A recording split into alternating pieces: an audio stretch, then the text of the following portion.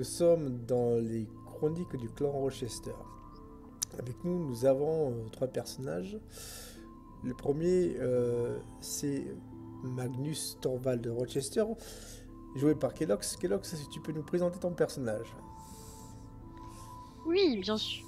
Alors, Magnus Thorvald Rochester, c'est le patriarche du clan Rochester.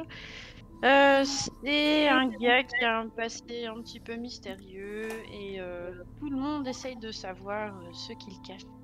Et il essaye, en gros, de mettre plus de profit et de bénéfices pour le clan Rochester. Tout va au clan Rochester. Voilà. D'accord. Après, nous avons l'éminent scribe et historien du clan, alias Subaku, qui joue William Rochester. Je suis effectivement le scribe et l'historien du clan. Je n'aime pas forcément me battre, je préfère, disons, l'intellect à la force. Et je prépare notamment pas mal de préparations alchimiques. Et je suis un puits de savoir pour tous ceux qui viennent me consulter.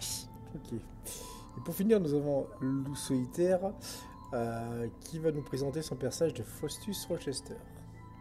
Alors, Faustus de Rochester, c'est le Benjamin du clan. En revanche, il n'est pas né au sein de la famille. Il est né orphelin en Angleterre, à Canterbury, en 1725, ce qui lui fait l'âge le plus jeune de la famille, soit 145 ans. Et il a vécu ses premières années de rapine et il a vécu dans la rue. Il a été découvert seulement à l'âge de 25 ans par Magnus, qu'il a reconnu parmi les siens et il a recueilli au sein du clan, et pour qui il a eu une grande fidélité. Il n'a pas reçu d'éducation aristocratique comme ses frères et sœurs, mais il a trouvé sa marque au sein du clan avec ses méthodes et il chasse les proies d'Omicron. Il a 500 morts de sorciers à son actif, d'où il en tire une certaine fierté. D'accord. Donc nous sommes le 4 novembre 1870 et toi Magnus, tu es donc en train de suivre cet homme blond que tu avais vu lors du meeting du jeune Stephen Lawton. Exactement. On remonte cette rue Mhm. et tu me fais un petit jet de perception pour éviter. Ok.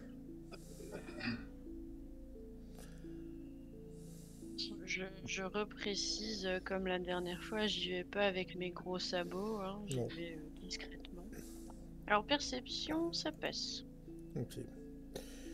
Tu vois que cet homme semble marcher en regardant de droite à gauche, de temps en temps, pas tout le temps, mais de temps en temps il regarde sur les côtés des rues, comme s'il essayait d'observer quelque chose, de repérer s'il y avait des gens à certains endroits. Il continue à marcher et vous êtes désormais à au moins 10 mètres de la maison du révérend Baptiste. Ok. Est-ce qu'autour de la demeure du révérend, est-ce que c'est comment c'est? T'as la demeure et puis il y a quelques carrefours, des ruelles C'est ça, c'est comme aux ça. alentours? Oui, tout Ok.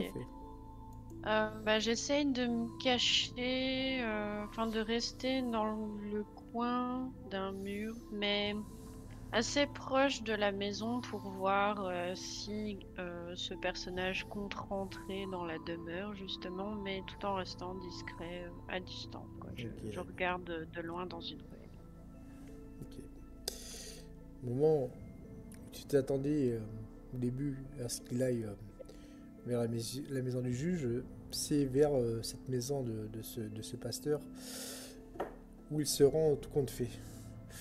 Et il commence à toquer à la porte. Votre femme l'ouvre et semble être hésitante. Refais-moi un jet de perception et après on va passer à William et Faustus. 77, ça passe. Ok. Eh ben, cette femme a l'air surprise. Elle semble, comme qui dirait-on, ne pas reconnaître cet homme. Et il semble faire un geste de la main et elle le laisse rentrer, comme par magie, en inclinant de la tête.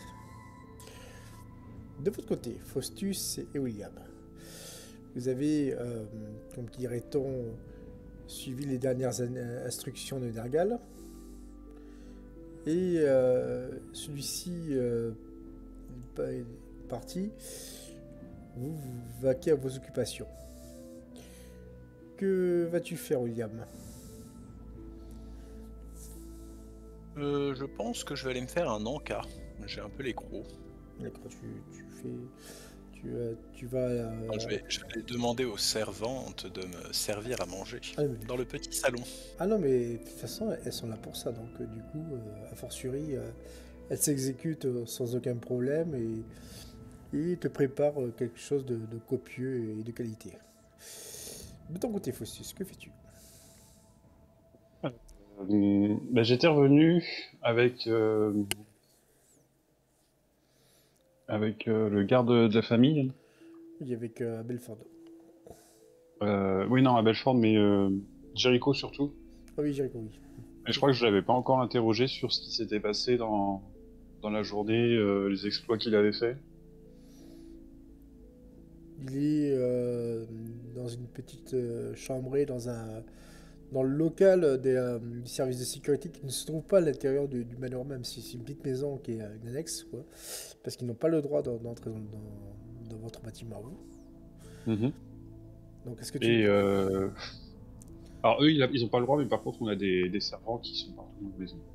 Ah non, mais c'est normal. Ça, c'est le personnel qui fait office de femme de ménage, de cuisinière, de jardinier, enfin bref. Bon, il y a du personnel Rochester, il y a de l'autre personnel. Okay. En fait, il y a du personnel civil et du personnel entre guillemets armé. Le personnel armé n'a pas le droit d'entrer dans le manoir. D'accord, ok, parce que je comprenais pas. Un coup il y en a, un coup il y en a pas. Non, c'est pas de souci. Et puis la deuxième chose, c'était la fameuse rivière de lave que je voulais mettre pour bloquer l'entrée, mais je crois que les deux autres ont pas l'air de vouloir retourner là où ils étaient en train de s'engueuler. Non.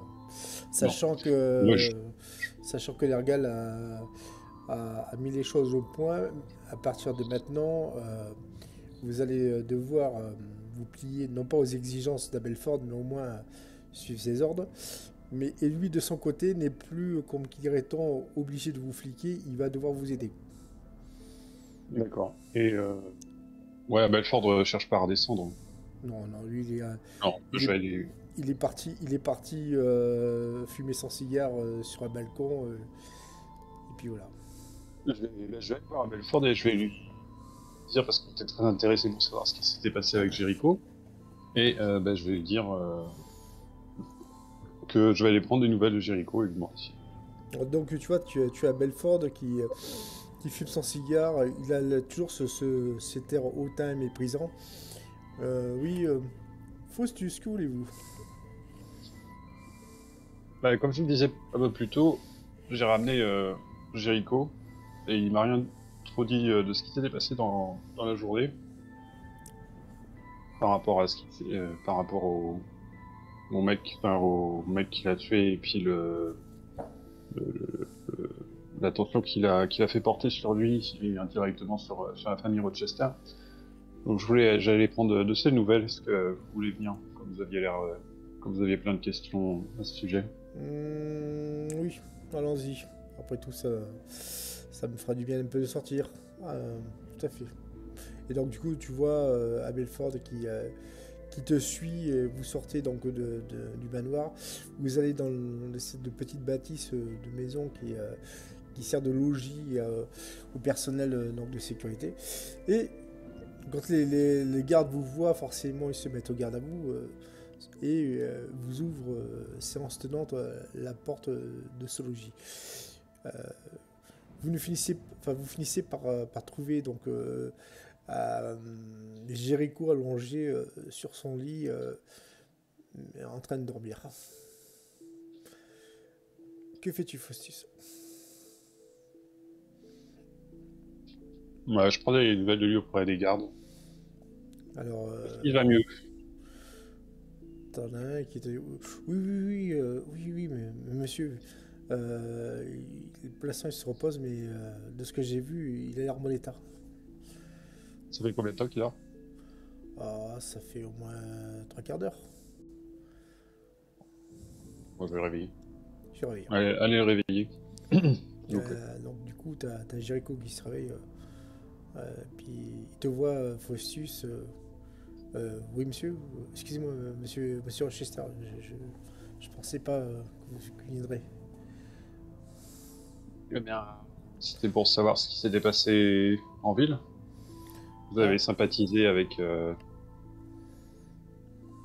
journaliste? Oui, monsieur Coleman.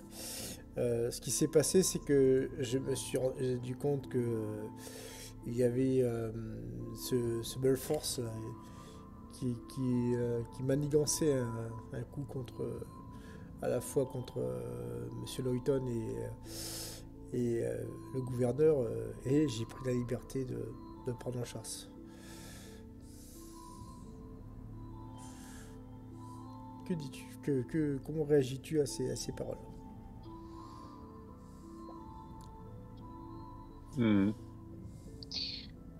Ouais, c'est ce qu'on a pu remarquer.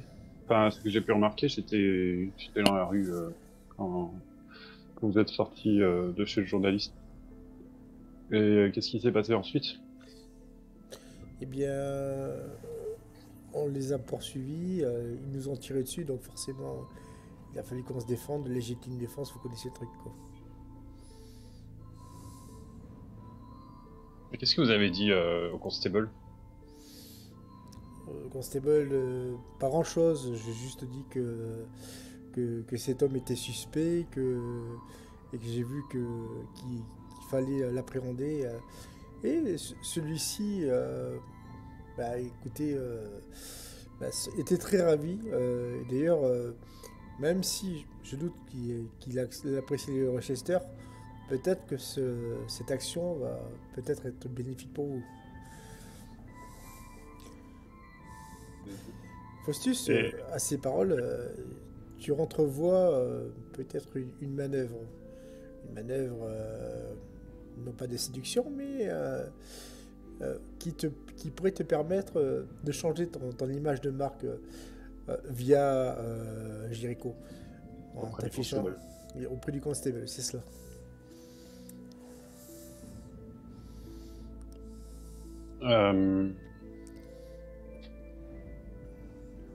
Le Belforce, vous le connaissiez? Non, pas tant que ça. D'accord. Il se trouve que ce Gredin m'a accusé de faire partie de sa bande. C'est inimaginable. Vous imaginez bien que je m'associe à ce genre d'individu. J'aimerais que vous demandiez au constable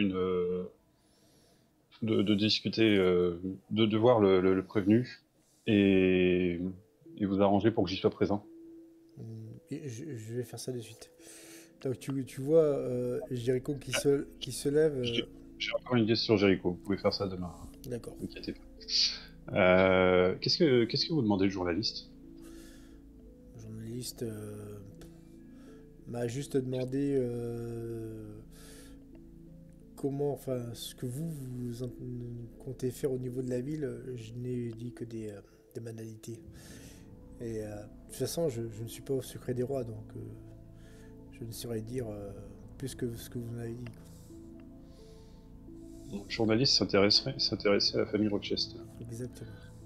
Je pensais qu'il s'intéressait aux élections. Vous savez comment sont ces gens? Ils sont capables de s'intéresser à un sujet banal pour essayer de creuser plus profond.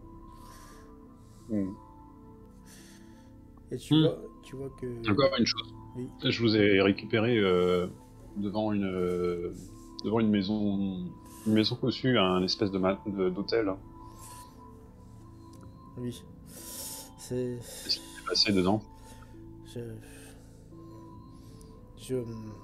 Je saurais vous dire. Cet endroit... ça va vous faire rire, mais cet endroit me semble hanté. Hanté, tiens donc. Et je... Est-ce que Savino, j'ai connaissance qu'il ait rencontré d'autres phénomènes via ma très chère sœur Oui, tout à fait. auparavant? Tout à fait. D'accord.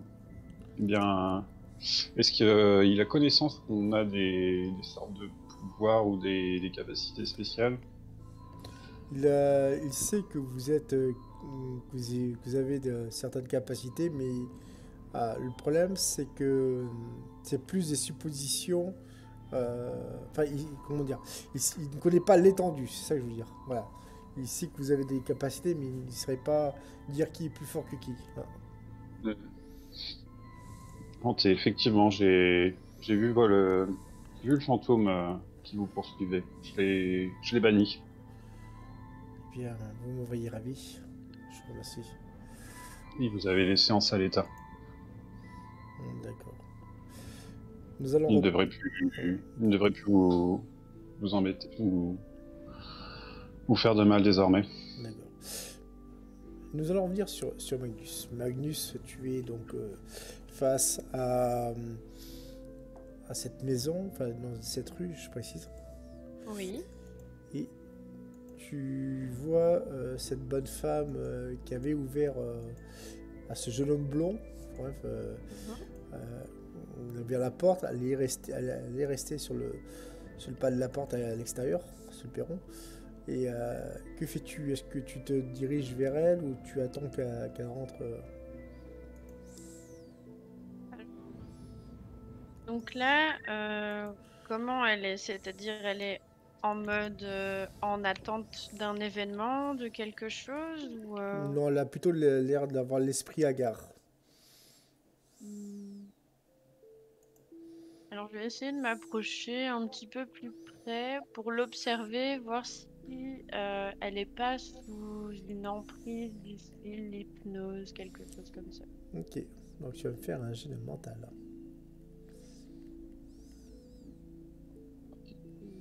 Hop. Ok.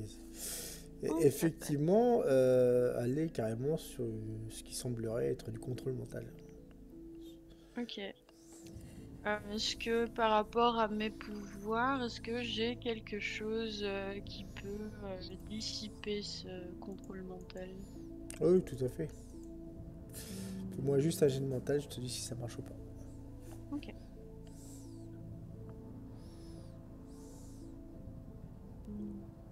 Ça passe pas en mental, j'ai 70. Non, ça passe pas. D'accord, du coup, tu comprends aisément que ce sort est d'un niveau supérieur.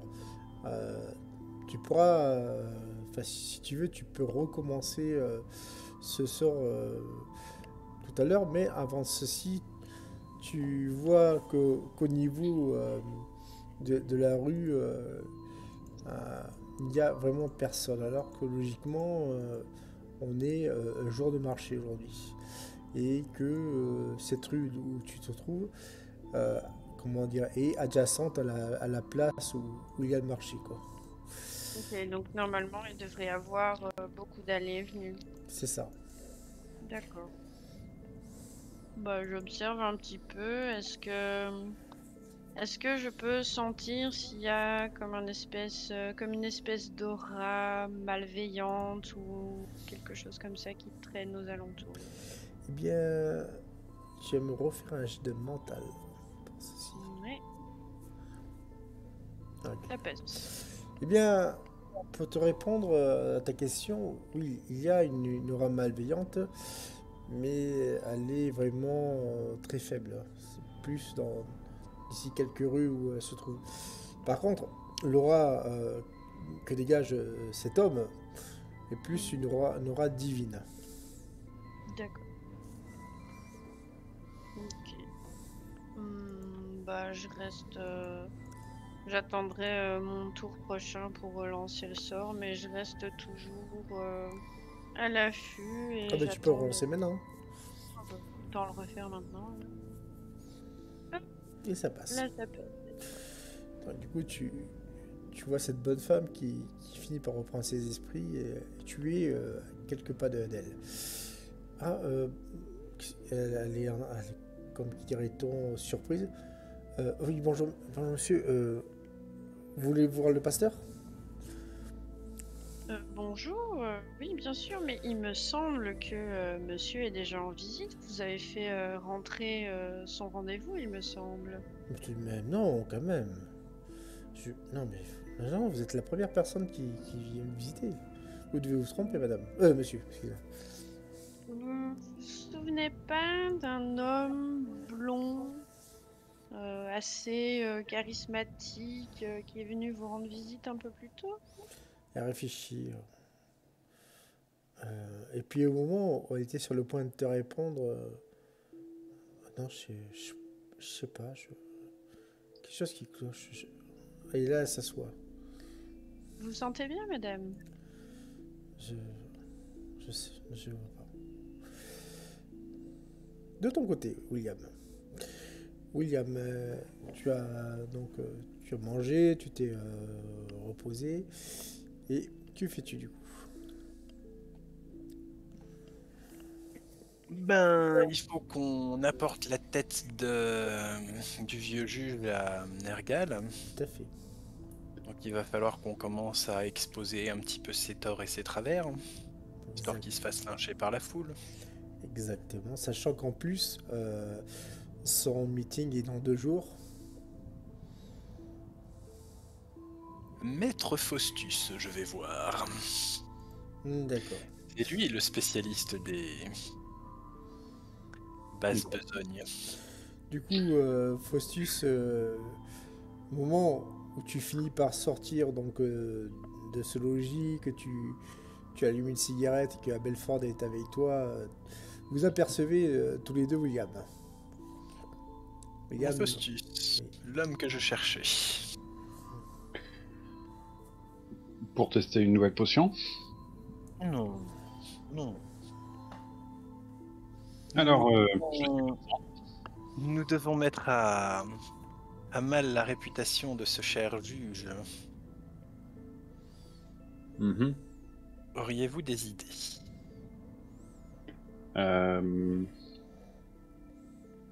Mis à part son attirance, mis à part ses multiples relations, il y avait une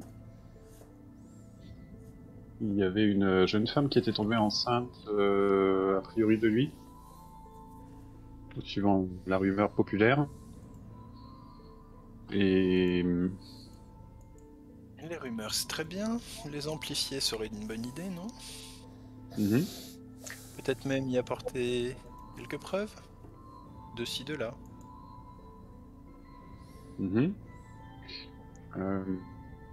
pourrait aller... Je peux aller me mettre sur la quête de cette... enquêter sur cette femme qui a disparu. Non, elle est probablement morte. Ou en tout cas sur les preuves qui lieraient sa disparition au juge. Il faudrait un témoin incontestable. La parole d'une femme face à celle d'un juge de plutôt bonne réputation. Oui, vous pensez à quoi en particulier? Organise-t-il des petites soirées privées? Le juge, oui, il a des soirées mondaines. Non, des soirées privées, pas mondaines. Ah, privé. Ah ben ça, certainement, mais il va falloir le découvrir. Il faudrait que l'on en sache plus. Auriez-vous des contacts qui soient près du juge et, disons, prêts à parler contre rémunération ou prêts à parler tout court? Est-ce que je pense à quelqu'un Savino? Alors, à part si tu te, comme dirait-on, rapprocher de son, comment dire, de son camp là, enfin, électoral, euh, que tu, ou alors peut-être essayer de parler avec une personne qui travaillait à son tribunal. Tu n'as que ces deux pistes. D'accord. Faudrait commencer à se rapprocher de lui, entrer dans ses petits papiers. Ben, je vais m'en occuper alors. Mais de façon discrète, Bien pas... sûr. pour ne pas nuire à la famille. Bien sûr. Nous pourrions par exemple lui faire croire que nous infiltrons le camp adverse pour lui. Ça serait très facile. Hein. Ok. Je vais m'occuper de ça alors. D'accord. Parfait, parfait. En attendant, William, tu as donc quartier libre et il me semblait que tu voulais élaborer des nouvelles potions. Oui, avec le sang d'une certaine personne. Exactement. Tu as donc ces échantillons qui sont dans ton laboratoire. Des Et échantillons conséquents. assez conséquent. Et tu vas me faire un jet d'intelligence. Alors c'est point d'exclamation indécent. Ça Je- passe. Ok. Et du coup, tu me fais. Allez, un des 50. Enfin, un des 40 plutôt. Un des 40. 13. Ok. Du coup. Refais-moi un des 40.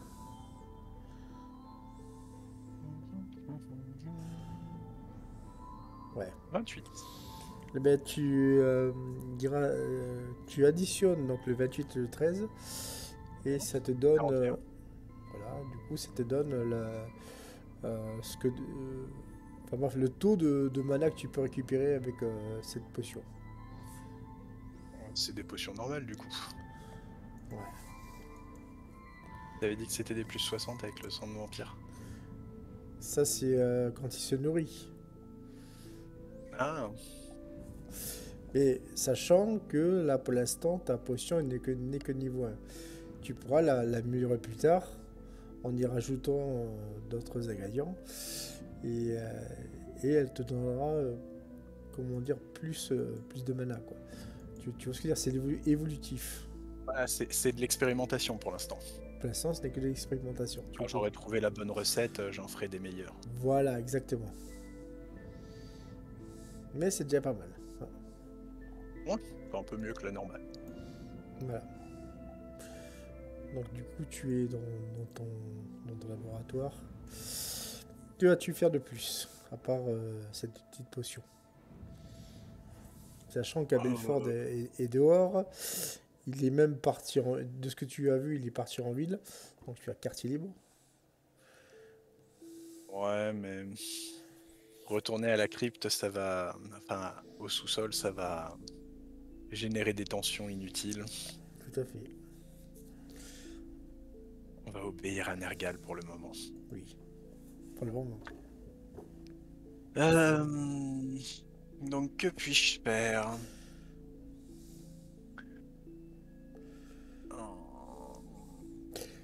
Sachant que tu avais entendu comment dire, que Belford, via son Tesseract, était reparti dans le passé, avait rencontré Audra, Rochester et Magnus.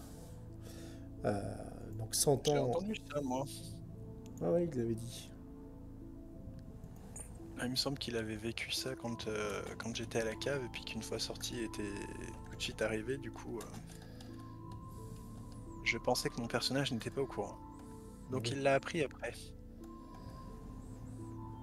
Très bien, très bien. Bon. Le mystère s'épaissit.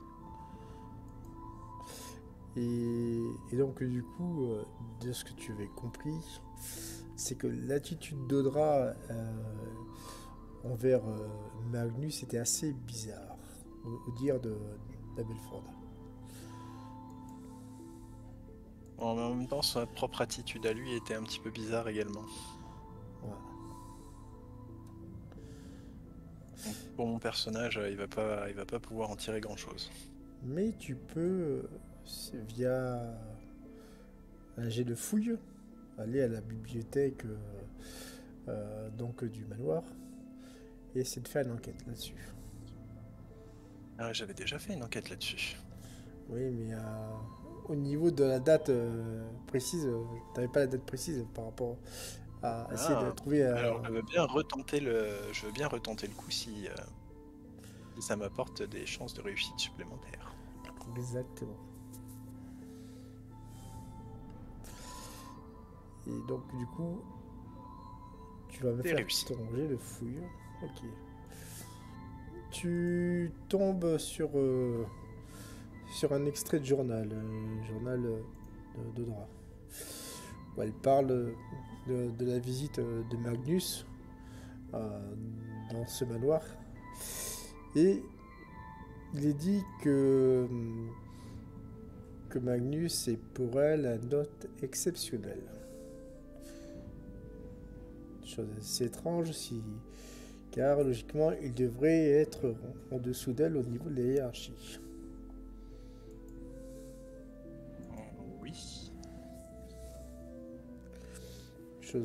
Autre détail, mais tu n'en trouves pas d'autres, c'est qu'elle exige que tous les servants et servantes se plient aux exigences du grand maître en parlant de Magnus.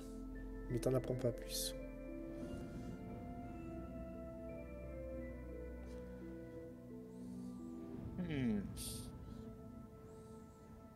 Magnus, que nous caches-tu? Ok, Magnus, de ton côté. Yes. Magnus, de ton côté, tu es donc face à cette femme. Elle finit par te proposer d'entrer au niveau du vestibule du pasteur. Est-ce que tu acceptes ou tu préfères rester dehors?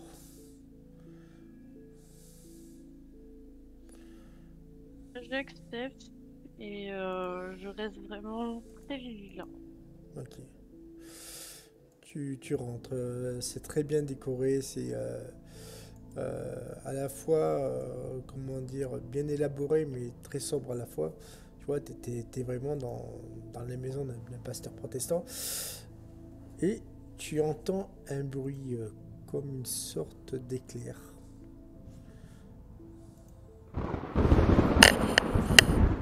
Je regarde vite fait aux alentours si la servante elle a pas réagi. La servante est KO, elle s'est évanouie. Et l'éclair était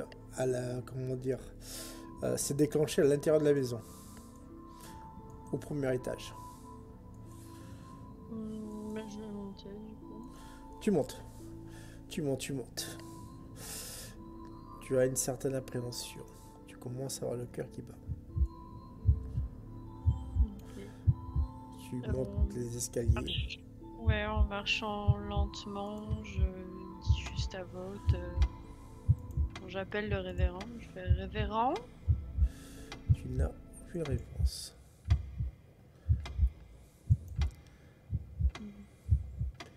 Tu vois une porte qui est entrouverte. Et une certaine odeur de cochon grillé, on va dire. Ah, it's bacon time.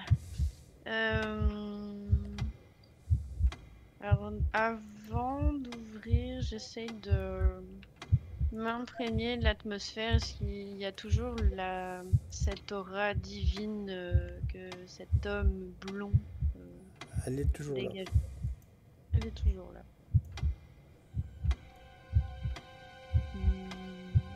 Je vais regarder par la porte entrouverte. Est-ce que suite aux éclairs, est-ce qu'il y a des flammes? Est-ce qu'il y a des dégâts un petit peu dans le bureau? Tu vois quelqu'un qui a l'air, on va dire, carbonisé. Et tu en déduis que c'est le pasteur.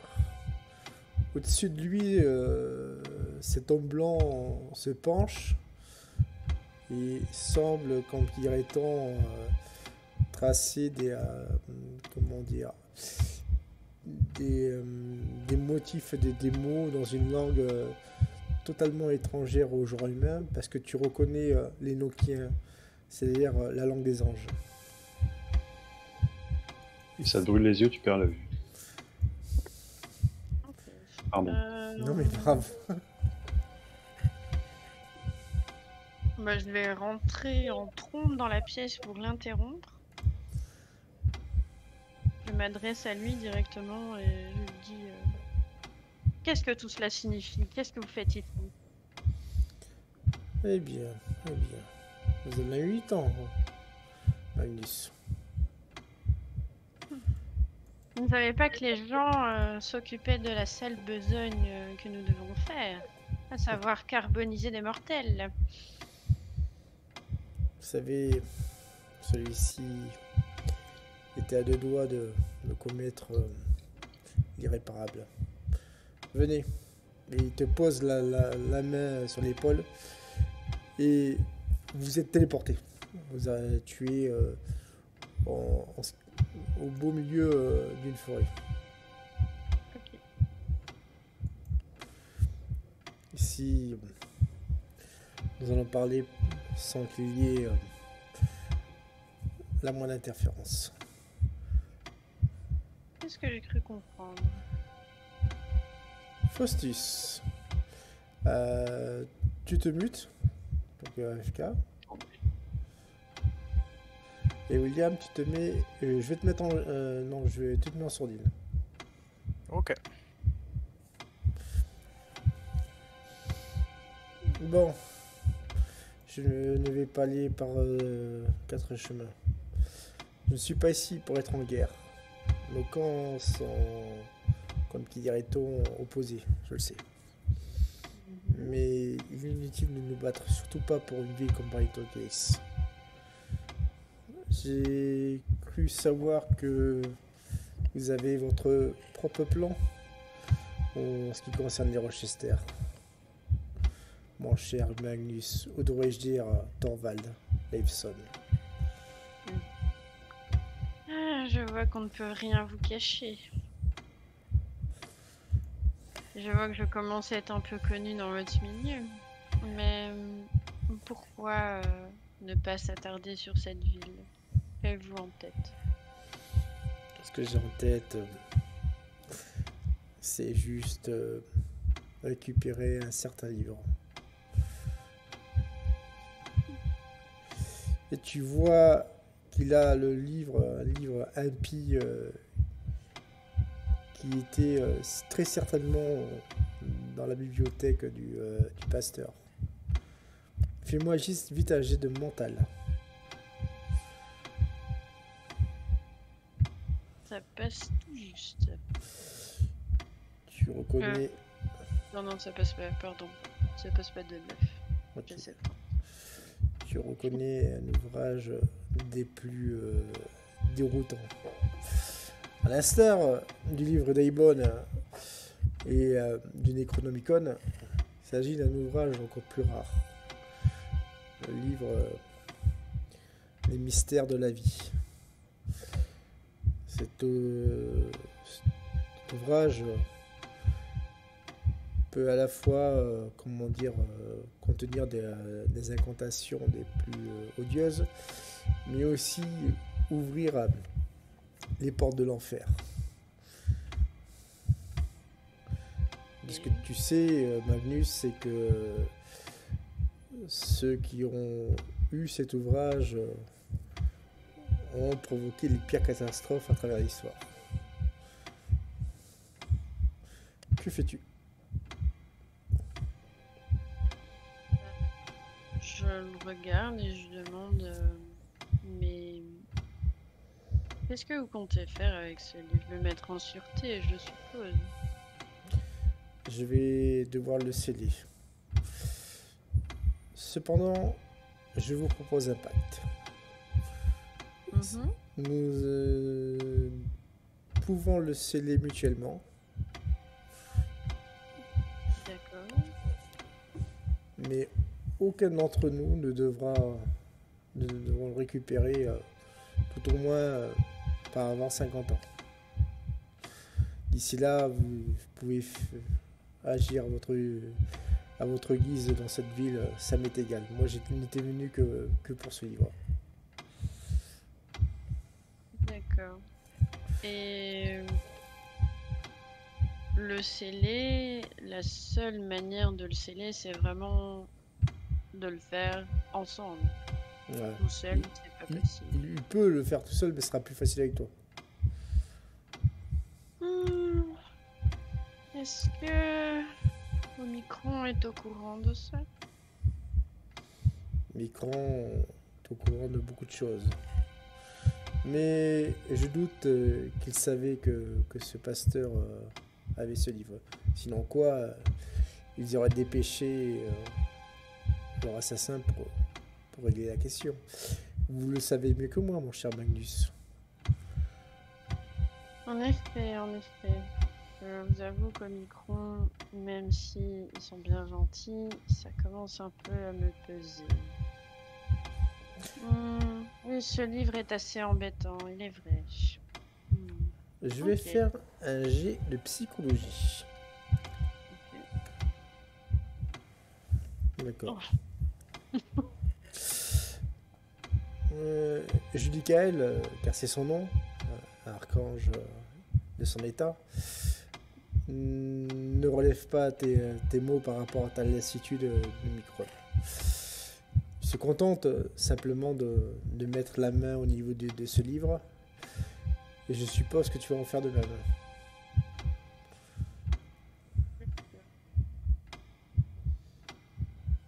Je mets ma main au-dessus, comme il le fait. Ok. Nous allons donc faire tous les deux un dé de sang et après on vient aux autres.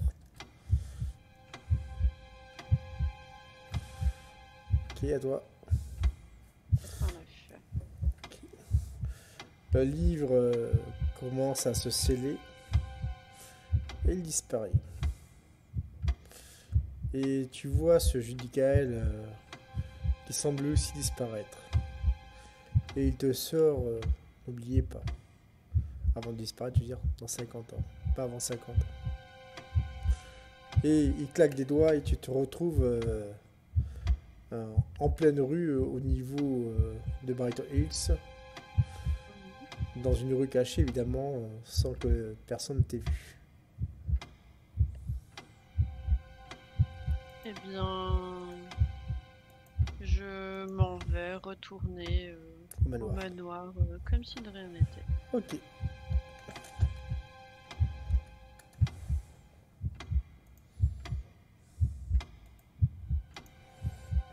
Tu te déplaces au niveau du manoir. Tu as affrété un cocher et la promenade n'est pas trop désagréable.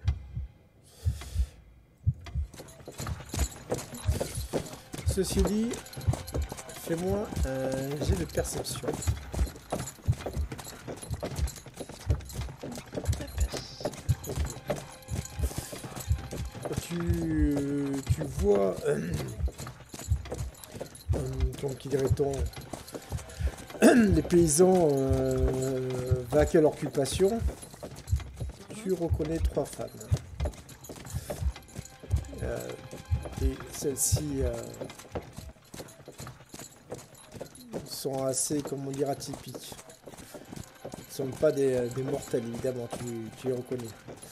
Ce sont les 3 moires. Les tisseuses du dessin, si tu préfères. Mais tu continues ton chemin, tu ne fais pas... Tu n'en tiens pas compte plus que ça, quoi. Et Elles m'ont pas repéré, elles. au moment... Non, elles t'ont pas repéré. Moi, de ce que tu crois. Et au moment où tu arrives presque au niveau du manoir, tu croises Faustus. Qui lui arrive, il est, comment dire, à 20 mètres de toi, devant toi. Il est à pied. Non, non, il est à cheval. Je lui fais signe. Faustus, est-ce que tu es là? Pour l'instant, il semble être perdu dans ses pensées. Et je pense que tu le croises, mais il ne s'arrête pas. Il te rend juste ton salut. Ok. Je continue quand même. Tu continues et tu finis par arriver au manoir. Et une fois que tu es au manoir, c'est assez, comme dirait-on, déroutant. Tu ressens la présence de Nergal. Vraisemblablement, il est passé par là, ton chef suprême.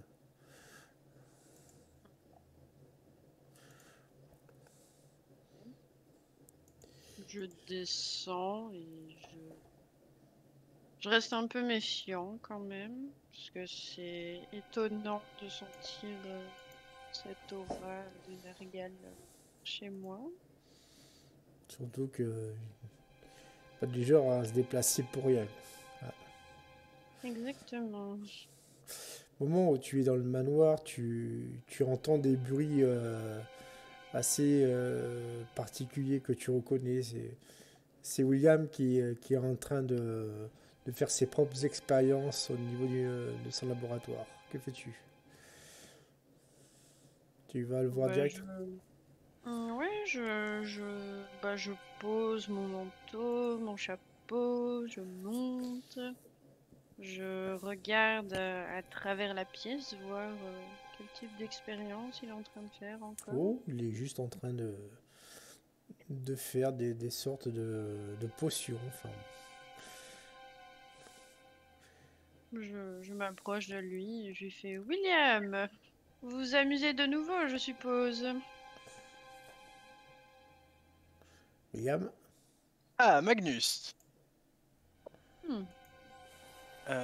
Tu me réponds en privé, s'il te plaît Non, c'est bon, t'avais pas besoin. J'avais pas besoin? Non. Je le savais, j'avais vu. Oui.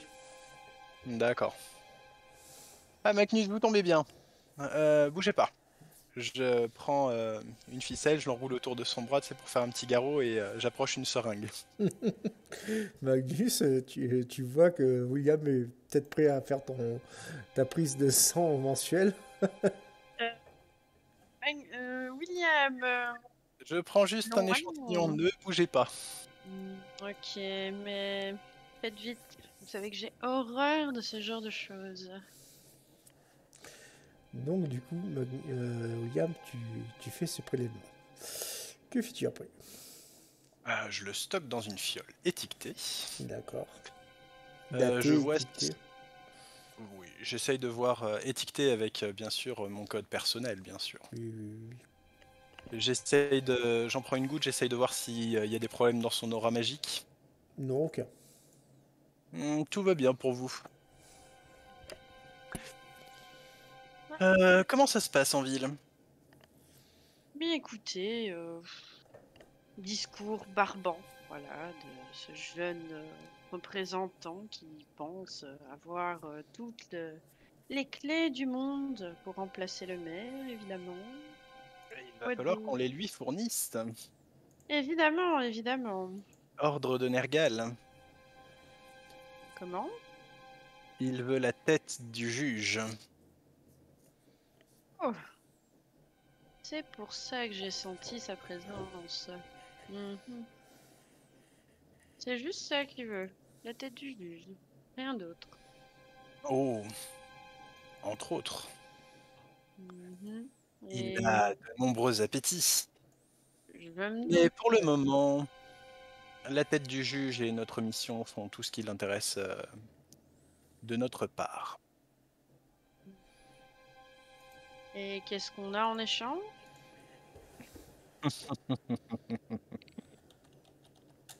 Absolument rien. Ben voyons. Ah, ben qu'on en finisse avec les caprices. Faisons ça. Non, sinon, à part ça, euh,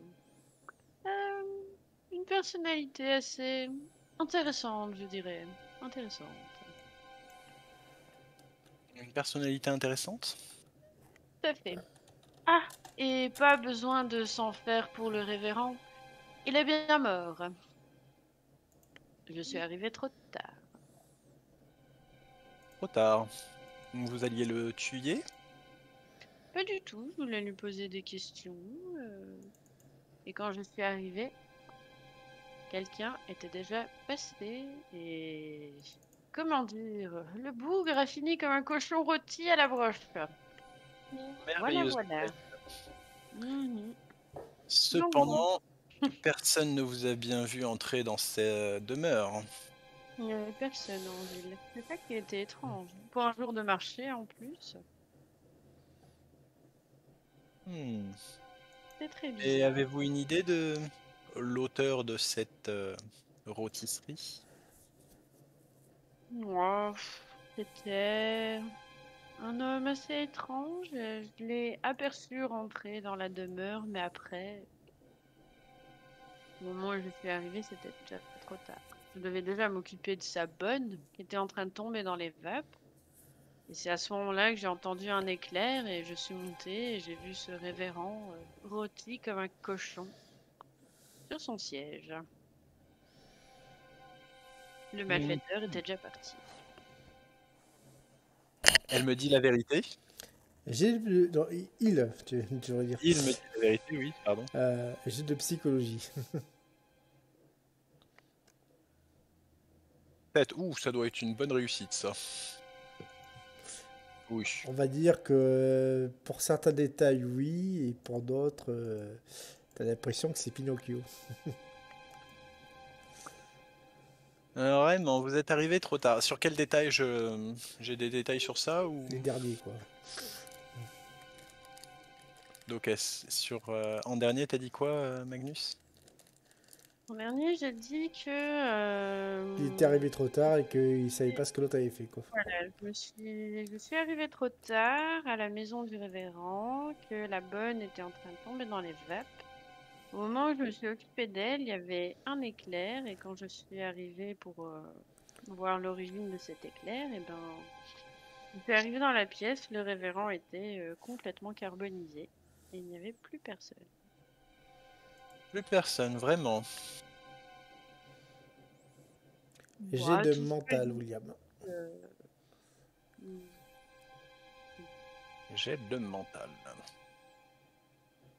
Réussi. Eh bien, tu ressens quelques bribes de magie assez particulière. Magnus, toi aussi, j'ai de mental.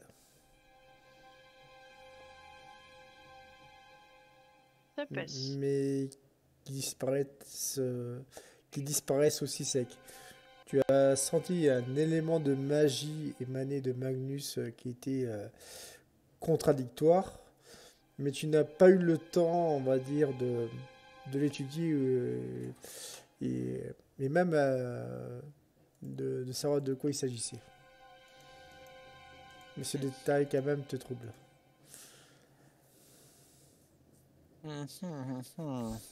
Je vais les rejoindre, Savino. D'accord. Eh bien, bon, bah, écoute, on se verra une autre fois. Pas de souci. Tu dis ça à qui, Savino? À Lou. On va arrêter.